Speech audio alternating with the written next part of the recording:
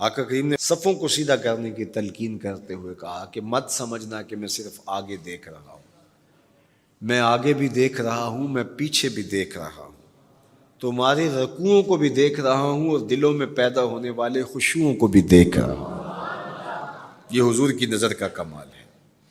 اور حضرت عبداللہ ابن عباس رضی اللہ تعالیٰ عنہ فرماتے ہیں کان رسول اللہ صلی اللہ علیہ وآلہ وسلم یرا فی اللیل فی الظلمہ کما یرا فی النہار فی الضوء، حضور رات کی تاریکی میں یوں دیکھتے تھے جس طرح دن کے اجالے میں دیکھتے تھے۔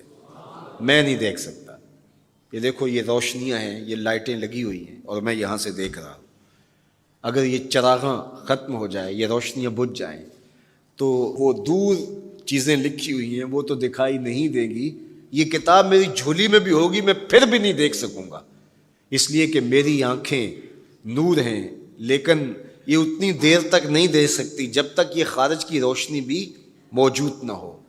لیکن حضور سراپا نور ہیں، حضور ظلمت میں بھی دیکھتے تھے، روشنی میں بھی دیکھتے تھے۔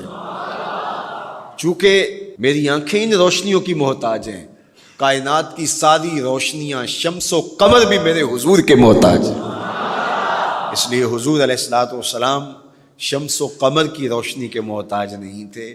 حضور کی مبارک آنکھیں جو ہیں وہ اندھیرے میں بھی دیکھتی تھیں اور حضور کی آنکھیں روشنی میں بھی دیکھتی تھیں۔ آقا کریم علیہ السلام نے ایک موقع پہ ارشاد فرمایا وَإِنَّ مَوْعَدَكُمُ الْحَوْض وَإِنِّي لَأَنظُرُ إِلَيْهِ مِن مَقَامِي هَٰذَا، بخاری مسلم باقی کتب حدیث میں موجود ہے۔ فرمایا کہ تمہارا جو حوض کوثر پر وعدہ ہے جہاں میں تمہیں جام بھر بھر کے دوں گا، فرمایا میں یہاں کھڑا ہوں اور یہاں کھڑے ہو کے اس کو دیکھ رہا ہوں۔ حضور یہاں کھڑے ہیں اور وہاں دیکھ رہے ہیں۔ ایک دن حضور صلاۃ الاستسقاء پڑھا رہے تھے، جب بارش نہ ہو رہی ہو تو اس کی جو نماز پڑھائی جاتی ہے اللہ کے حضور دعا کرنے کے لیے تو اس کو صلاۃ الاستسقاء کہا جاتا ہے۔ ام المومنین سیدہ عائشہ رضی اللہ تعالیٰ عنہ سے مروی ہے۔ تو نماز پڑھاتے پڑھاتے حضور نے ہاتھ آگے کیا پھر پیچھے کھینچ لیا، تو عمومی طور پہ ایسا نہیں ہوتا۔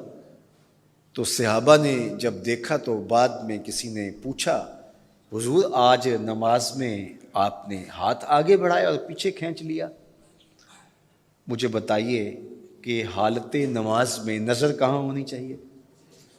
جائے سجدہ پہ ہونی چاہیے نا، لیکن صحابہ حضور کو دیکھ رہے ہیں۔ اللہ اکبر۔ صحابہ سے کسی نے پوچھا کہ تم بتاؤ ظہر اور عصر کی نمازوں میں حضور قرات کرتے تھے؟ کہا ہاں کرتے تھے، بخاری میں ہے۔ تمہیں کیسے پتہ ہے کرتے تھے؟ کہا نحن نعلم باضطراب لحیتہ، ہم حضور کی مبارک داڑھی کی جنبش سے اندازہ کرتے تھے کہ قرات ہو رہی ہے۔ معلوم ہوا نماز بھی چلتی رہتی تھی، رخ محبوب کی دید بھی ہوتی رہتی تھی۔ اور اقبال کہتا ہے شوق تیرا اگر نہ ہو میری نماز کا امام، میرا رکوع بھی حجاب میرا سجود بھی حجاب۔ اللہ اکبر۔ تو حضور نے ہاتھ آگے بڑھایا اور پھر کھینچ لیا۔ پوچھا گیا حضور یہ آج نماز میں ایک نئی چیز ہم نے دیکھی، آپ نے ہاتھ آگے بڑھایا پھر کھینچ لیا؟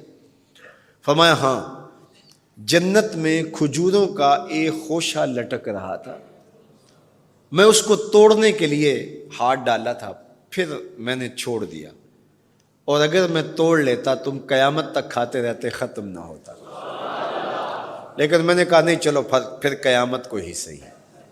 اب حضور کھڑے کہاں ہیں؟ مدینۃ المنورہ میں، اور جنت کہاں ہے؟ سدرۃ المنتہا سے اوپر۔ سر پٹ گھوڑا دوڑے اور تیز رفتار گھوڑا، تازی گھوڑا، 500 سال دوڑنے کے بعد پہلے آسمان تک پہنچے، پھر اتنی موٹائی آسمان میں، پھر دوسرا آسمان، پھر تیسرا آسمان، درمیان میں پھر خلائیں بھی، پھر وہاں سے 7 آسمانوں کے بعد کہیں سدرۃ المنتہا، اور قرآن بتاتا ہے کہ جنت بھی سدرۃ المنتہا کے پاس ہے، پھر آگے جنت، اور جنت کے جو درخت ہیں وہ 70,000 سال کی اونچائی پر ہیں، وہاں لٹکتی ہوئی کھجوروں کے خوشے، اور حضور علیہ السلام نے یہاں کھڑے ہو کے ہاتھ بڑھایا اور وہاں حضور کا ہاتھ پہنچ گیا۔ یہ ہاتھ کے پہنچنے کی منتہا نہیں ہے، ضرورت یہاں تک کی تھی لہٰذا یہاں تک پہنچا، اگر ضرورت اس سے آگے کی ہوتی تو آگے بھی پہنچ جاتا. تو حضور کا ہاتھ یہاں سے یہاں تک پہنچا. یہ حدیث پاک میں نا، میں اور آپ ہاتھ اٹھائیں تو ہمارا ہاتھ کہاں تک پہنچتا ہے؟ 5 فٹ قد ہے تو 3 فٹ اوپر ہاتھ پہنچ جائے گا، تو ہمارا ہاتھ 8 فٹ تک پہنچے گا، زمین سے 8 فٹ تک. چلو کسی کا 9 فٹ تک پہنچے گا، کوئی چھلانگ لگا کے اچھل کے اوپر لے جائے گا تو 10 فٹ تک پہنچ جائے گا. البتہ ہماری نظر بہت تیز ہے، ہماری نظر پہلے آسمان کے ٹمٹماتے ہوئے ستارے دیکھتی، دوسرے آسمان کے ستارے بھی دکھائی دیتے، تیسرے آسمان کے ستارے، چاند سورج ہمیں دکھائی دیتا ہے. ہمارا ہاتھ 3 فٹ تک یا 10 فٹ تک پہنچتا ہے، نظر تیسرے آسمان تک پہنچتی ہے، اور جس کا ہاتھ جنت تک پہنچتا ہے اس کی نگاہ کہاں تک پہنچتی ہوگی، اس کی نظر کا کمال کیا ہوگا. اس لیے فرمایا انی ارا ما لا ترون واسمع ما لا تسمعون، جو میں دیکھتا ہوں وہ تم نہیں دیکھتے، جو میں سنتا ہوں وہ تم نہیں سنتے. اپنے حواس کو نبی کے حواس پر قیاس کرنا یا نبی کے حواس کو اپنے حواس پہ قیاس کرنا سوائے جہالت کے اور کچھ نہیں ہے. چے نسبت خاک را بعالم پاک، کہاں ہم کہاں ان کی ذاتیں بابرکات.